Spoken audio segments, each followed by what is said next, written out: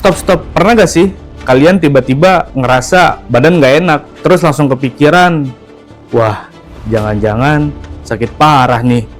Atau udah ke dokter, divonis penyakit ini itu, tapi kok rasanya ada yang ganjal ya. Hari ini, kita nggak cuma ngomongin soal batuk pilek biasa, kita akan bongkar fakta-fakta mengejutkan seputar kesehatan masyarakat di Indonesia. Mulai dari data-data yang bikin kita mikir, sampai pertanyaan besar yang sering muncul di kepala banyak orang.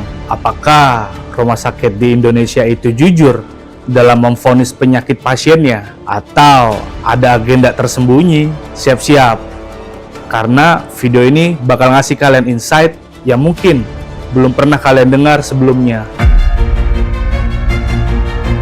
Menurut data Kementerian Kesehatan, penyakit tidak menular kayak diabetes, hipertensi, jantung, dan stroke itu jadi silent killer nomor 1 di Indonesia. Angkanya terus naik setiap bulan, bahkan belum lagi masalah gizi buruk dan stunting yang masih jadi PR besar di banyak daerah, terutama di kalangan anak-anak. Ini nggak lepas dari gaya hidup kita yang makin instan, kurang gerak, dan tingkat stres yang tinggi. Ditambah lagi akses ke fasilitas kesehatan yang nggak merata. Di kota besar, rumah sakit berjajar. Di daerah pelosok, jangankan rumah sakit, puskesmas saja mungkin jauh banget. Jadi, bayangkan, udah sakit, akses susah, gimana mau sehat? Nah, ini dia pertanyaan yang paling sensitif. Apakah vonis dokter itu selalu jujur? Kita sering dengar bisik-bisik atau bahkan pengalaman teman yang merasa divonis penyakit ringan, tapi disuruh tes yang mahal.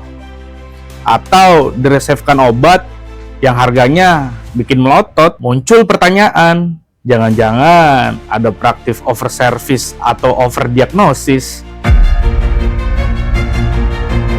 Terus, gimana dong caranya kita sebagai pasien bisa lebih cerdas? Pertama, jangan takut bertanya.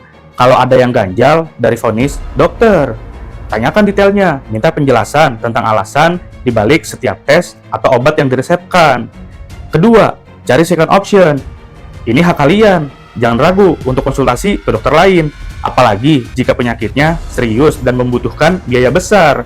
Second option bisa memberi sudut pandang kita berbeda atau menguatkan diagnosis awal. Yang ketiga, literasi kesehatan.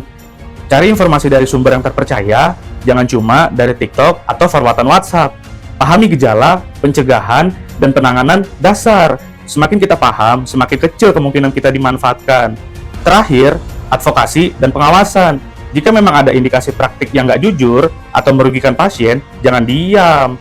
Lapor ke pihak berwenang atau organisasi profesi. Suara kita penting untuk menjaga integritas dan sistem kesehatan.